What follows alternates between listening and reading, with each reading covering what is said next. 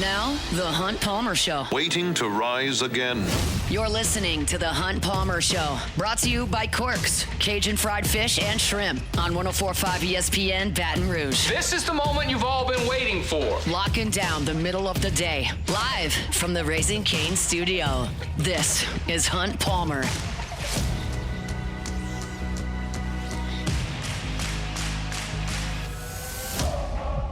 Hour 2, Friday edition of the Hunt Palmer Show, 104.5 ESPN Baton Rouge, brought to you by Corks, Cajun fried fish and shrimp. Check out the menu, corksfishandshrimp.com. It is a Lenten Friday. Get on by Corks this evening if you're looking for some jumbo Gulf shrimp, crispy fried catfish. You can get a po' boy as well, those shoestring fries, all the sauces your heart desires. If you're looking to tailgate out at the box this weekend, Corks got you covered there as well. Again, check them out online, corksfishandshrimp.com. I'll tell you about Sacramento State coming up in 15 minutes. That's who LSU plays this weekend. It's a team that Jay Johnson has a lot of respect for. He knows their coach very well, has known them for a long time, and they win a lot of games over at Sacramento State, have not this year. We'll talk about that in our second segment here in the hour. Let's talk about a Bill Connolly story on ESPN.com. Matt Moscona actually had Bill Connolly on the show yesterday to talk about this piece on ESPN.com. But the pre-spring quarterback rankings for all 68 Power 4 conference teams. And I was a little bit surprised at number one, and we'll get to Sam Leavitt here in a second. I was a little bit surprised at number one is C.J. Carr. I realized that Notre Dame had a great finish to the season, that he was a freshman last year. And, I mean, he threw for 2,700 yards and 24 touchdowns last year. Did a nice job with a ridiculously good running game. But he's got him at number one on this list. And I thought that I'd find Trinidad Chambliss really quickly, but Julian Sand was actually second. Trinidad Chambliss was third on this list.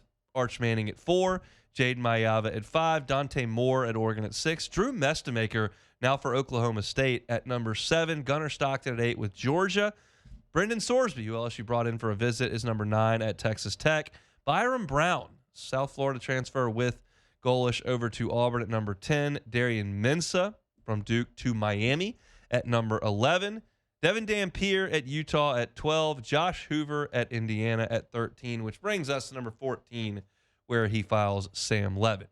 It gives Sam Leavitt's 2025 stat line. I think y'all are probably pretty familiar with it. His QBR was only 65.8.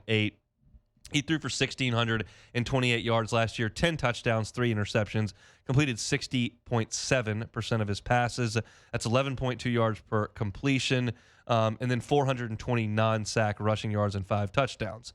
But they give the 2024 stat line as well because of the injuries last year. And so the blurb reads in Connolly's piece, injuries derailed Leavitt's 2025 campaign, and he appeared to burn plenty of bridges on his way out of Tempe, but maybe that makes him a good fit with bridge-burning head coach Lane Kiffin. Regardless, he's dynamite when healthy, and almost nobody more consistently coaxes epic upside out of their quarterbacks than Lane Kiffin. It's easy to see this move working out beautifully for LSU. I certainly hope so. It's the biggest piece to the puzzle for LSU moving into 2026. And the injury does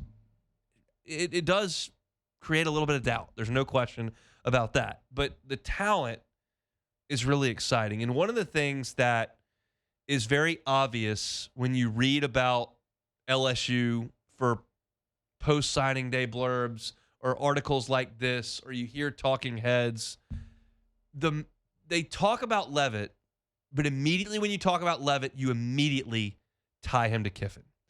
And this is the best part about LSU's new coaching hire, clearly, is that he has been able, no matter the age of the quarterback, the experience level of the quarterback, the past performance of the quarterback, the offensive line in front of the quarterback, the weapons around the quarterback, he gets the quarterback to play well. And that's a big piece to winning football games, as you all know. It's a very obvious thing. But he's got a guy from a school no one had ever heard of in this market, Ferris State, at third on this list, and I think has elevated Sam Leavitt to 14 on this list. Now, we made a big deal last year. Big deal.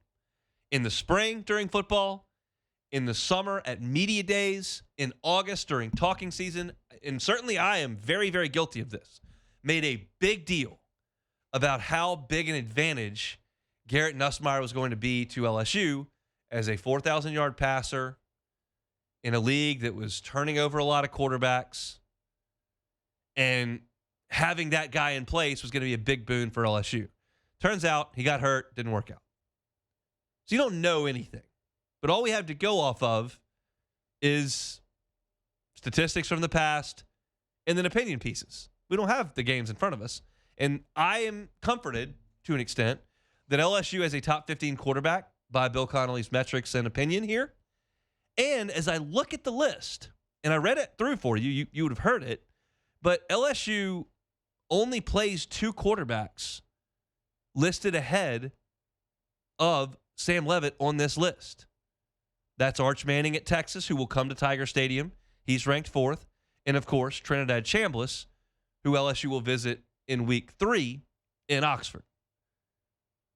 By this metric, which take it or leave it, but by this metric, LSU has a better quarterback than 10 of the 12 opponents on its schedule. And look, I get it. Trinidad Chambliss would have made no lists last year. And LSU showed up there in September and got beat by a guy no one had ever heard of. I'm not here to tell you definitively that LSU has a better quarterback than 10 of the 12 opponents on its list. But I'm here to suggest that it's quite possible. I'm here to suggest someone with no dog in the fight whatsoever thinks so. And so I started to scroll through and look for LSU's opponents. Incidentally, Bryce Underwood comes in at 17th on this list. I thought that was very high. I mean, he was a freshman last year, but, it wasn't that awesome. He threw 11 touchdowns and 9 picks. We just think Sharon Moore is that inept. Maybe that's true. I think he's a terrible coach. But 17th seemed rich. But for the rest of the quarterbacks on LSU's list from the Power 4, Marcel Reed comes in at 18 on this list. LSU will see Texas A&M in Tiger Stadium. Marcel Reed, kind of Jekyll and Hyde, but we've seen him twice be great against LSU. He comes in at 18 on this list. Incidentally, as I continue to scroll through, Damon Williams, number 20 on this list, a guy that LSU coveted in the portal. But you have to keep significantly scrolling to get to the players LSU is going to face. Alabama's quarterback on this list, whether it's Keelan Russell or Austin Mack, they're lumped in as one, is down at 28 on this list. 28 for Bama's quarterback. That's just a tough spot to try to make a living from. I continued to scroll through and was looking for whatever they thought of Clemson's quarterback. And you just scroll and scroll and scroll and scroll and scroll. And it just feels like when you get to 52, where you find Christopher Vizina, that's way down the list. We're talking about a group of just over 60 teams, and they've got him at 52.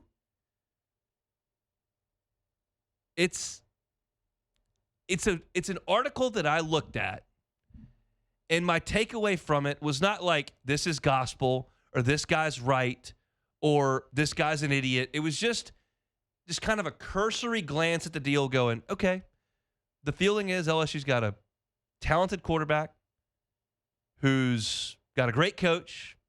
And as far as proven commodities go, which they're using last year's stats and the year prior stats if they're applicable, you've got as good a chance when you step out on the field at having the best quarterback on the field as anybody you play.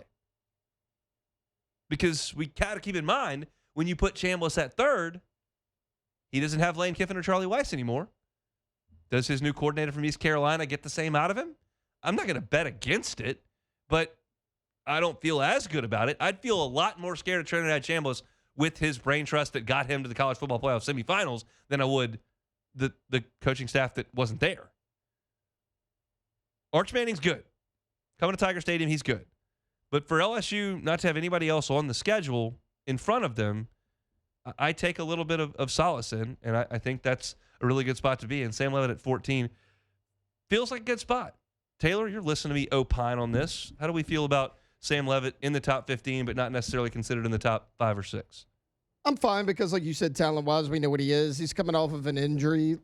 2 years ago, he was awesome. He led them to the playoff. Remember, that team was picked to finish last in the Big 12. They wound up winning the whole thing. Should have beat Texas in that game. But, yeah, he's coming off of an injury. He played 7 games last year. I'm good with it. I'm good with that spot. I don't think that's a knock on him. Do you think Clemson's going to stink? Yeah. Yeah, dude. I mean, they stunk last year with Cade Klubnik, with Adam Randall, with all these guys with all that are those getting guys drafted. in the defense that are getting Peter Woods and all those guys that are going to go in the first round. I will say, Christopher Vazina is a guy that's been in that program for 3 years. He's a traditional, sit on the bench guy. He can run that offense, I'm assuming by now.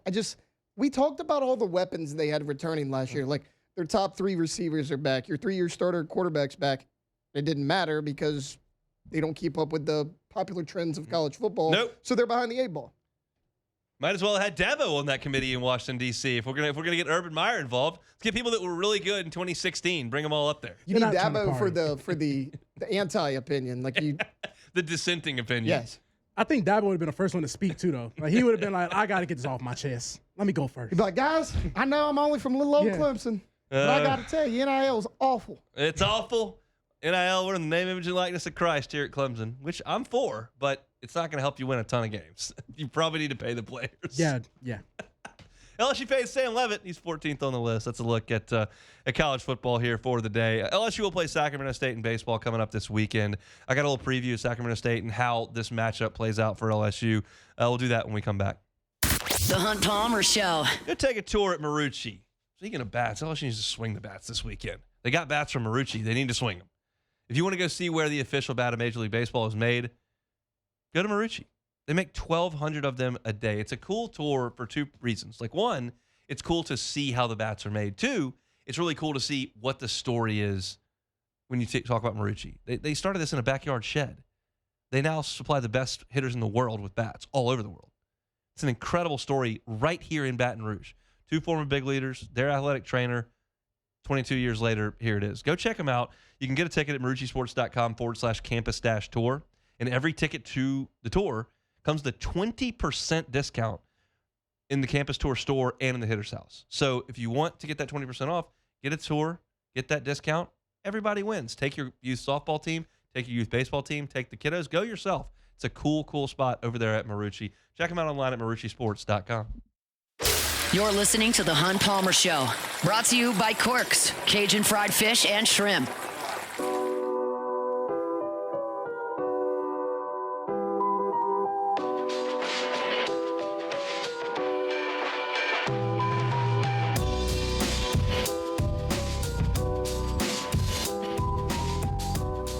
LSU trying to get back on track tonight. 6:30 first pitch from Alec Box Stadium. Tigers in Sacramento State. The Hornets in town for a 3-game set. They'll play Friday night, Saturday night, Sunday. The weather looks a little iffy this weekend, kind of across the board. So we'll see how weather affects this weekend. But Sacramento State was brought in here for a reason. One, and initially, Sacramento State reached out to LSU. To come here. Jay Johnson said that earlier this week, and he said he finds oftentimes that happens when a coach feels pretty good about his team in the future. And this is a program that's won a lot of games over the years. Jay Johnson's known their coach for a very long time. Obviously, both spent time out on the West Coast, and so you're bringing in a team that's got a good pedigree of winning in its past. However, this season is off to a pretty rough start. 2 weeks ago, they welcomed in St. Joseph's for a 4-game series. They won 3 of those 4. The finale, they won 21-2. So that was 2 weeks ago. They won 3 out of 4 against St. Joseph's. Outside of that, they are 0-8 this year. They played UC Irvine in the season opening weekend at home. They lost 5-0, 7-3, and 6-2. That's 5 runs total in 3 games against UC Irvine. They played a 3-game series against Cal in Berkeley. Well, actually, they split it between Berkeley and Sacramento, I should say. They lost 5-4, 8-2, and 3-2. So you're talking about scoring 8 runs total in those 3 games. They lost 2-0 to Fresno State in the midweek last week. So in their last 4 games, they have scored a total of 8 runs. They are not swinging the bats well at all. You look at this team statistically, offensively, and it is a rough go. They've got Luis Pimentel Guerrero at the top, who is hitting .326. They've got Jace Jeremiah, who's hitting .300. They've got Brett Ott, who's hitting .273. Those are the only 3 hitters on their team that are hitting better than .239. They will start guys in their lineup tonight if their lineup holds. that are hitting 218, 188, 167, 152. Like, it's a bad lineup early on in the season. So what does that mean to me as I watch this weekend? Well, it means to me as I watch this weekend that LSU's pitchers need to control this lineup that has hit a total of 5 home runs in 12 games. Control this lineup to take the pressure off your offense. I realize they did that last weekend. Same deal. But last weekend, LSU's offense wasn't operating with this type of urgency. You were coming off a great weekend and a bad midweek. And so you just were back in action. And I think the mindset last Friday entering that game was we're awesome on offense. I think the mindset entering tonight's game, no matter what they say outwardly, is we're not hitting right now. Like, that's the mindset. And so while Sacramento State's inept offense doesn't help LSU offensively at all, what it can do is allow the pitching staff as a whole to suppress this Sacramento State lineup that's not hitting anybody and allow the offense to get going without playing from behind, without being behind 3-0 like they were on Wednesday, without being behind 10-0 like they were on Monday. Just ease into it because your pitching staff is controlling these guys. Now, offensively for LSU, statistically, you're facing a good arm tonight. All I know about him is that he's right-handed and a senior. I looked on YouTube and couldn't find anything of substance to give me information on Ethan Lay. But I can tell you that he has started 3 games, all Fridays for this team, and so I would assume he's going to get the ball tonight. He has gone 19 2/3 innings and allowed 5 earned runs, but he's got 24 strikeouts and 2 walks. His opponent batting average is 189. He's pitching to a 2.29 ERA. He's had a really good start to the season. I'll give you his 3 starts. Irvine, 5 innings, 2 hits, no runs. Good work. St. Joseph's, 8 2/3 innings, 13 strikeouts, no walks, 2 earned runs. And then against Cal last week, step up to an ACC team, which is still wild to say, 6 innings, 6 hits, 3 earned runs, 3 strikeouts, 1 walk. Statistically, he's had a good go of it. Not going to be a first-round pick, not a guy that I would consider an SEC-level ace, but he's had a good go of it. He's thrown the ball over the plate, and he's racked up a bunch of strikeouts. The rest of the staff is whatever. But Ethan Lay tonight has been decent. I don't really care. I don't really care.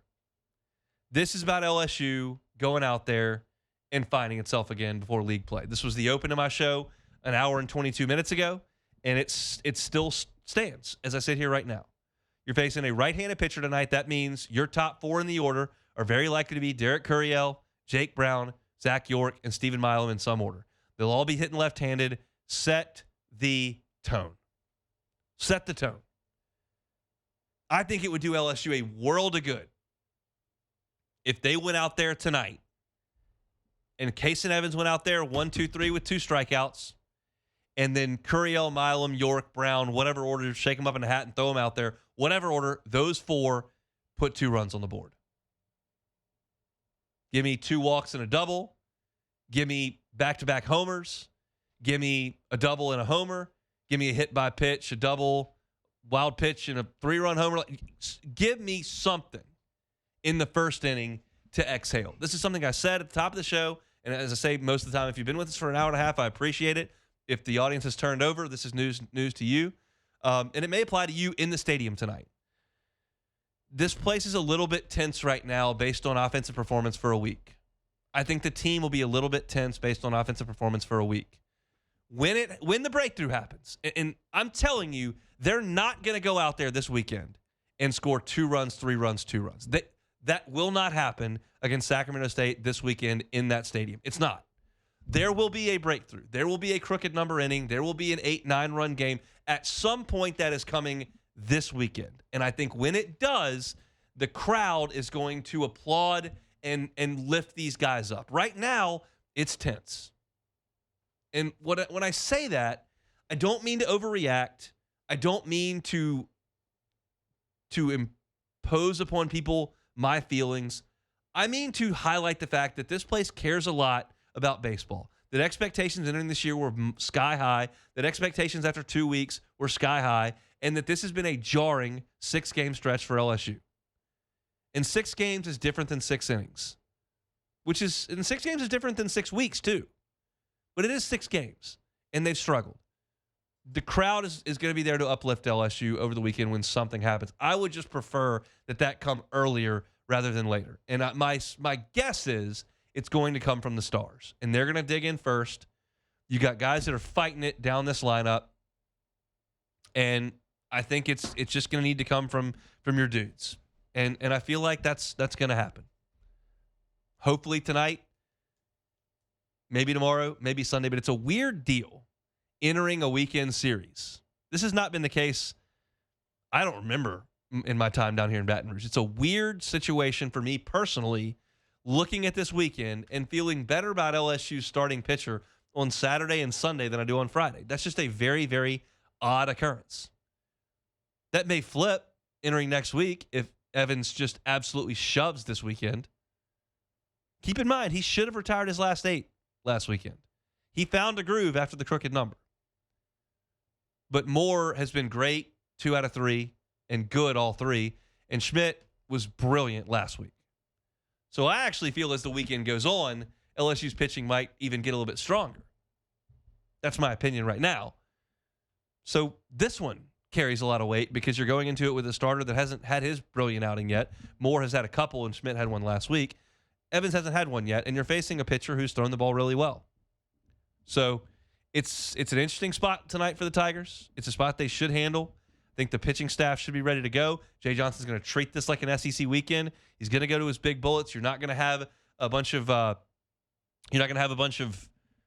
pitch counts and pitch limitations and pulling guys after 80 pitches and whatnot. You're going to get guys up closer to 100, maybe a little over 100 in the game tonight. You don't have to worry about cold weather or anything in that nature. It's not a short week next week. So it's time to go out there and play like an SEC series against a non-SEC team. And it's time to go out there and dominate this team for 3 days and get your mojo back before you go to Nashville. I want them to get on the plane to Nashville next week feeling better about themselves than they do today.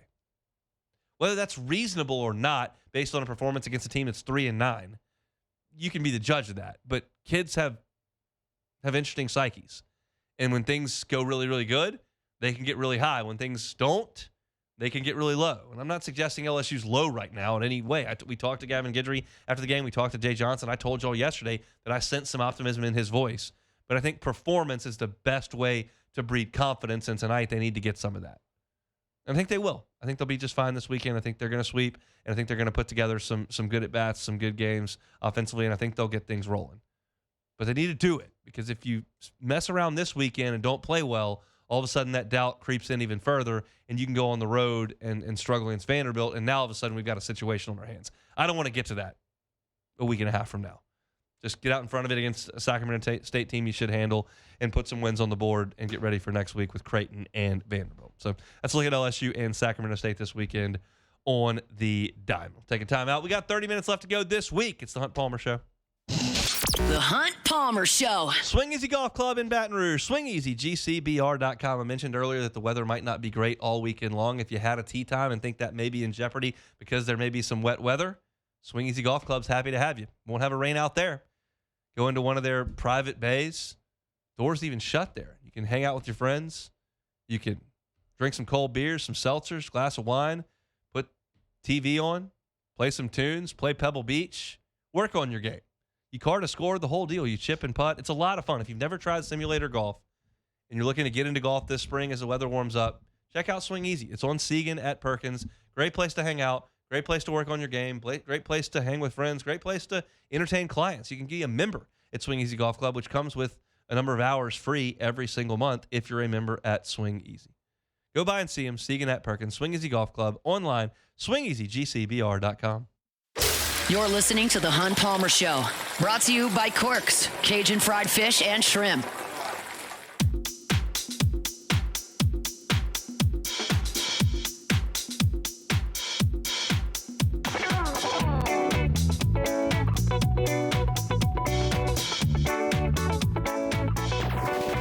Telling you for the better part of a month about Heart Month and how to take some time to make sure that you're taking care of yourself. My friends at Ochsner remind you that heart disease is the #1 cause of death for men and women, but so often it is preventable.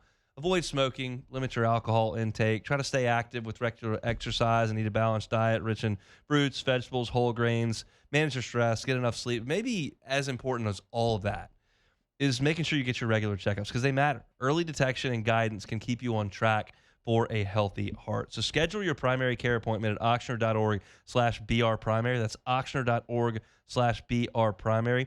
My friends at Ochsner want to make sure you check in with your doctors and make sure you're on track for a healthy 2026. You can find all that information online at ochsner.org. That is ochsner.org. Some housekeeping here. LSU women's basketball team just went to the half. Let me see. Michael Cauble was all over this. Had the score at halftime is 45-33 LSU. They lead by 12. They finished the half on a 13-3 run. They are taking on Oklahoma, and if they win, they would take on South Carolina tomorrow in Greenville in the SEC women's basketball tournament. I'm curious how I feel about that game tomorrow. I just feel like I probably feel like Kim. I probably feel like I don't really care if we win or lose that game. If you got to run into South Carolina down the road, you got to run into South Carolina down the road. If you're going to beat them, you might as well beat them in the one that actually matters. Yeah. You got to, if you want to beat them, well, they're not men, but if you want to beat a man, you got to beat the man. See, I disagree with that. SEC tournament doesn't matter. I know, Kim came on our show. What about for the psyche? Like, do you need to prove you can beat them, or do you think they'll have the confidence in the NCAA tournament no matter what? They'll have the confidence. Like, if you want to accomplish your goals this season, you're going to have to run into South Carolina and beat South Carolina.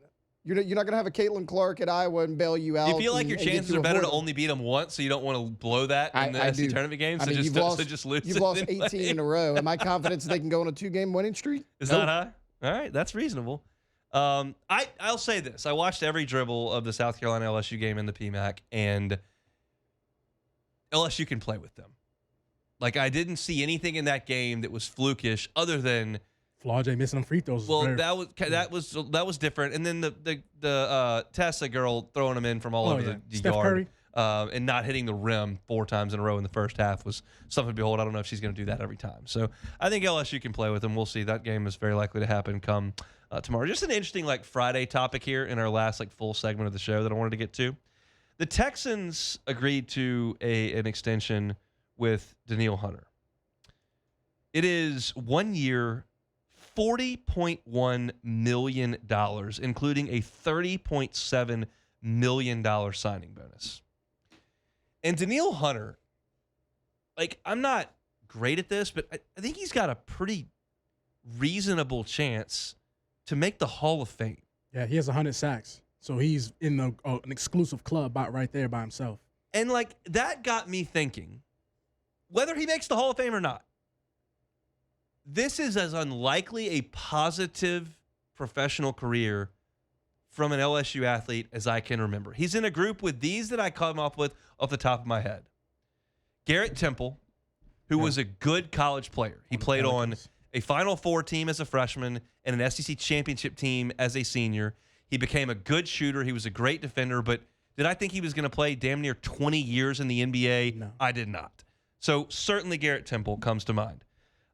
I would, for a different reason, put Austin Nola in this discussion because Austin Nola was a great defensive shortstop at LSU and a decent hitter. And he has become a major league veteran as a catcher, which he didn't play at all at LSU. So, so his number one skill was his shortstop defense, and he has made an MLB career out of not using it, which to me is crazy. I would put Russell Gage in that conversation, who was a nice player at LSU, who had a good NFL career. And then on my end for baseball, he hasn't had a decorated career, but he's made a great team and has been an MLB player for almost a year. I don't think a lot of people even remember Hunter Fiducia played baseball at LSU. He was a catcher at the end of the Maneri era who didn't really do anything. And he's become an MLB guy out of nowhere. That's the list I have with Danielle Hunter. Do y'all have any off the top of your head of surprisingly, you can talk about busts all day long who were great college players and went and didn't have a great run, but maybe Tyron better than you would have thought in the NFL? Lasted longer than I would have thought. He was an all-pro. Like, I wouldn't have thought he was an all-pro. He was great at LSU. I don't want to diminish what this guy's done. Maybe not a surprising major league career, but an underrated one. DJ LeMahieu's become like one of the better LSU players in the pros, and like I just feel like nobody talks about him. He won 2 batting titles. He was a great player at LSU for 2 years, and he was a second-round pick. So it's a good one because of the length, and he led the league in batting average. That's a monster. Yeah. And you would kind of expect that from Bregman as a second overall pick if he did it. Maybe not as much as LeMahieu, but that comes to mind as well. Duke Riley and Deion Jones. Duke Riley had a little go. New Orleans. John Curtis. Deion Jones would have been. Yeah, Deion Jesuit, even though he went to the opposite school, whatever. But mine would have to be easily, in recent memory, I'm thinking about is Cordell Flott. Like, he was never nothing special to me at LSU, and he's on a second contract in the NFL, starting cornerback for the New York Giants. I would have never thought Cordell Flott was going to be what he became in the NFL. Just Al Woods. Oh, that's great. That's a great name. I did not write him down. He played 16 years in the NFL. 16 years. He was a complete non-factor at LSU. Yeah. He was a rotational piece, run stuffer. That's what he was. Didn't do anything at LSU. He was 13 years. Five-star. That's a long time. Yeah. 13-year career. And the Saints drafted him and then didn't use him. Yeah. Wasn't he on the Seahawks for a little minute? He was on the Seahawks for 4 years. Yeah. Okay. Yeah, like Flott. I'm trying to think. Well, this is a good exercise, huh? What should it? It is. I mean, I just saw the tweet that had Daniil Hunter, so I didn't have time to like prep it. So I just started writing stuff in the It's a receiver I'm thinking about who really didn't do much at LSU. I mean, to me that's Russell Gage. Because he was the last guy into his class. Came in as a DB. Yeah, and then he played a redemptorist and just did everything. Yeah. He was their quarterback, wide receiver, corner, safety. Like, he was just the whole team right before they closed redemptorist.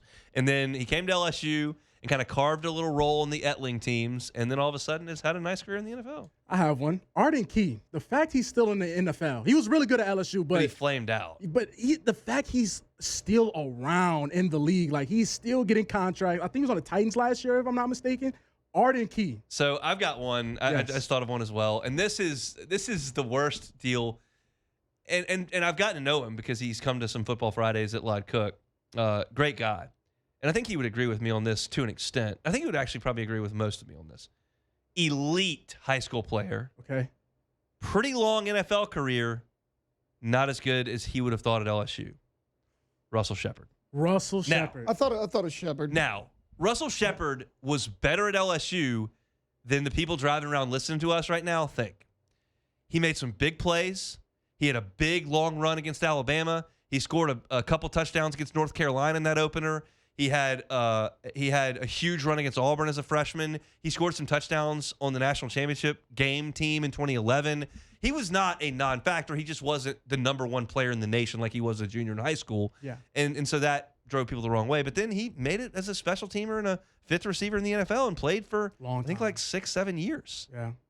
And that's probably longer than I would have thought. I remember vividly, this was back when I used to go to Pro Day, which was, I'll say this, Pro Day was my least favorite day to cover when I was on the beat. I just found it incredibly boring. Okay. To watch guys just run, like, oh, there's Mike Tomlin. Like, if that's cool for you, then whatever.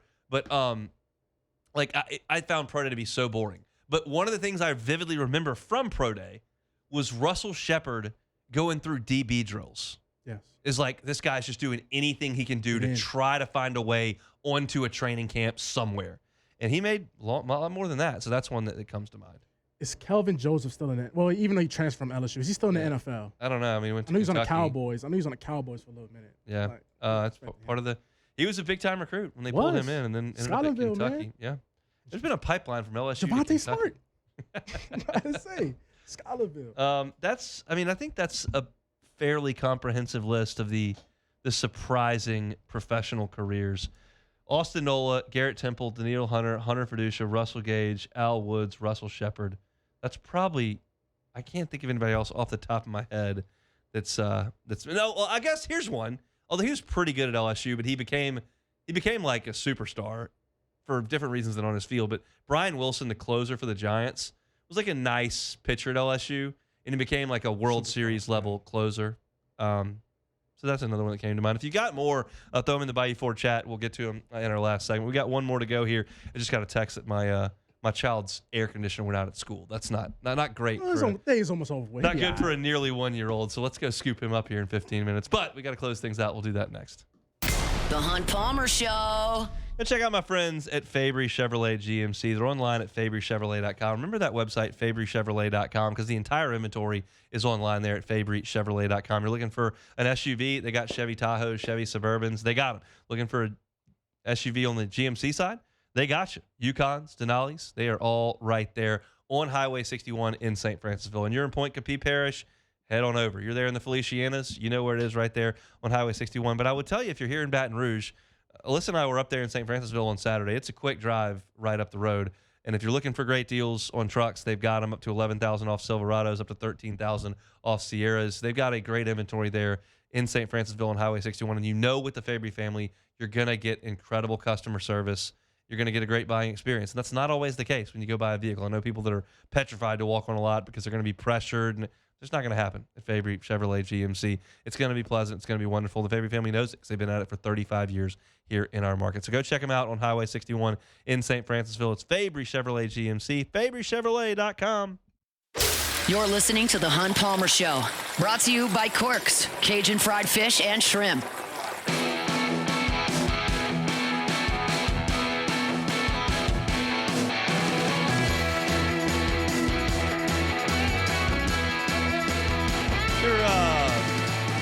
You're just scooping up the kids from school or about to check out of work, thinking about dinner plans for tonight, and you went, oh, no meat, Lenten Friday.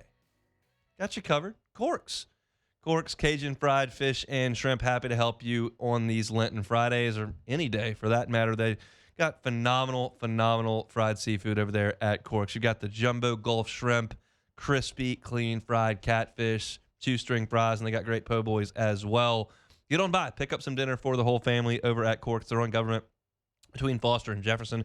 They can also make you one of those famous baked potatoes with crawfish etouffee on top. They'll also top that with those golden jumbo Gulf shrimp. It's awesome. Get on by and see them at Corks. The whole menu is at corksfishandshrimp.com. And I remind you, if you're looking to cater, whether it's a birthday party, a tailgate at the box, high school sports, just a picnic at the park, game watching parties, whatever the case is, if you need food in bulk, Corks does that as well as anybody. They get you those big trays of catfish and shrimp and fries, get you those honey butter rolls as well, coleslaw, all the sauces you could want. They got you over there at Corks.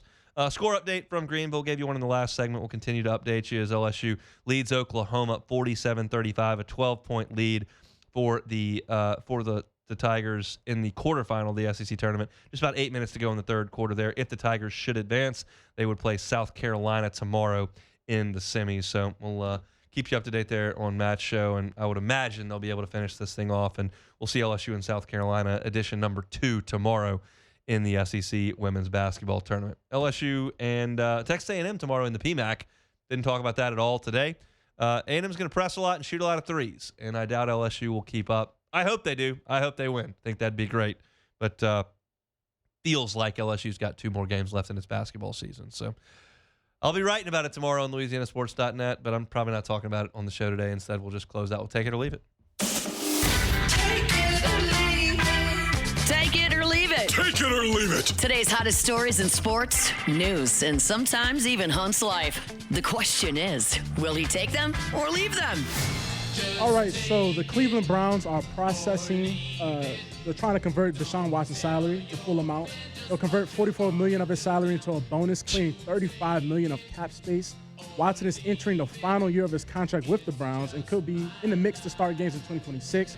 He's been out since 2024, of week 7, 2024 with a torn Achilles that he re-injured in January of 25. So will Watson start week 1 for the Browns? Take it or leave it? I'll take it. I'll take it. I think so. I thought you were going to ask me if it's the worst contact in NFL history. I mean, we know that. And it is. I mean, come on now. I mean, it was so bad. It was so bad, it couldn't even reset the market. Like, usually when something like that happens, like whenever the first college football coach got that astronomical buyout, and everybody's like, well, I need that too. And they were like, okay. And they just started giving out the buyouts. Like, then these quarterbacks are going like, I want guaranteed money like him. And the owners and GMs were like, no, that's terrible. Like, it was so bad It couldn't reset the market. That's how atrocious that contract was. Honestly, Hunt, it was probably the best thing that could ever happen to the Saints, though. We was neck and neck trying to get him from the Falcons. Like, it was the Saints and the Falcons, and then next thing you know, because everybody remember, he was going to the Falcons. Yeah. And then next thing you know, in the 12th hour, the Browns come in. So Credit to Mickey. Yeah. Great job, Mickey. there you go, Mickey, sleeping at the wheel. Speaking of sleeping at the wheel, so Myles Garrett, the reigning NFL Defensive Player of the Year, was issued a citation for speeding after he was clocked going 94 miles in a 70. This is Myles Garrett's 9th speeding ticket since entering the league in 2017. In 2022, if you remember, Garrett was issued a citation for failure to control his motor vehicle in the aftermath of a single car crash that left his car flipped over, and he had a shoulder sprain, right bicep or whatever. Basically, Myles Garrett is a speed racer, so should Myles Garrett have his own personal driver by now? Take it or leave it? I will take it. I'll take it. There are some things that people like that can be detrimental to your health or well-being. Cars. Going really fast, I like a good cold beer. I like to have a second and third cold beer. That's probably not great for me. I love cheeseburgers as well and pizza. I love it, and that's probably not great for me. One of the things I don't get the I gotta go fast thing. I drive over the speed limit on the interstate, but the people that fly by me going 106 and weaving in and out, it's just not a great idea. The cons outweigh the pros here. Yes. The pros are, man, this is fun. The cons are catastrophic accident and or financial penalty. Now, Myles Garrett doesn't care about the financial penalty, but hey, hop in the back of the car and have the driver handle things. Take a nap. Well, so Hunt, as a guy that used to be in the insurance game, yes, somebody that has 9 speeding tickets on the right, what do you think? But his rate doesn't matter. Yeah, it's actually, it's through the roof. I'm sure he has to go through some supplemental thing that people won't even underwrite that. Oh my! But he doesn't care. He has hundreds of millions of dollars. You're charging me $6,000 a month in auto insurance. What the hell do I care? None. I don't care any at all. That is very true. But you would think there would be some type of change since he almost lost his life in 2022 from this same thing. And people want to do what they want to do. And if I'm not mistaken, so this is his 3rd speeding ticket since that flipped car in 2022. So 3rd speeding ticket. And I just don't understand what's going on with Myles Garrett. So to end the show off, it's only right. Saturday, March 7th is National Cereal Day. So Hunt Palmer, what is your favorite cereals? So the answer to that question is Cinnamon Toast Crunch. Oh my God, but I will tell you this. In a pod. It is March 6, 2026. Yes. I don't think I've had a bowl of cereal in 10 years. Whoa. I have no clue when my last bowl of cereal was. Taylor? When was my last bowl, or what's my favorite both. cereal? What's your last bowl, though? A couple months ago. Okay, sounds about right. I ate some cereal every once in a while in high school. It kept me alive in college. I didn't eat breakfast in college. I just slept through. I don't eat breakfast now because of the time I wake up. So. And I do one better. I wouldn't eat breakfast. I'm eating this for dinner. I'm talking. I get it. Cinnamon Toast Crunch is delicious. There's no nutritional value in it. I don't think. And there are plenty of cereals that I would find that I think are okay. I'm just not. I don't buy cereal. Maybe when my kids start eating cereal, which they don't right now. Myers eats 3 things. Keller eats everything, but he eats it in tiny little bites. Yeah. But I love Cinnamon Toast Crunch is delicious. Yes. I'm not going to buy it, and I'm not going to eat a bowl of cereal. I don't have the urge. That's your favorite too, Taylor? My favorite would be Cocoa Krispies. Turns that milk chocolate. Love that. Do they still make Reese's Puff cereal? Yeah, they do. Angel Reese sponsored. Who could even? That is the most non-nutritious, unhealthy breakfast you could ever eat. They still make trick cereal. It's puffs of sugar. What's it called? Cookie Crisp? That was actually Cookie Crisp. chocolate chip Ooh. cookies. They have. Yeah, chocolate They have chip cookies. They still have it. Oh man, now I need some. I don't have no cereal at the house. That's why I was like, I see it's National Cereal Day. Is are Cheerios or Honey Nut Cheerios good for cholesterol? Yeah, Is good that for your heart. Yeah, they have that. they have the ones with a lot of fiber in it or something.